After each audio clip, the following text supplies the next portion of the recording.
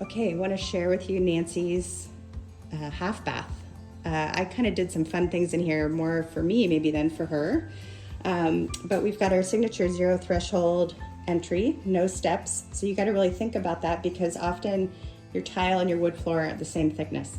And then we love skylights. So in here, I do smaller skylights, but I tuck them up high. So here, when you approach the sink, you see all this beautiful light coming down, but you kind of don't know the source. And then this little window is tucked away on the side so that you get a visual to the outside, but you don't feel like people outside can see you in a vulnerable state. So it's aligned with the edge of the vanity here.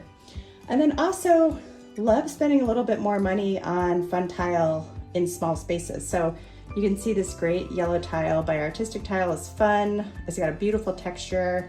I can zoom in on it. It's just really nice. And I love that with this fun marble floor. And we're not doing too much expense because it's such a small area.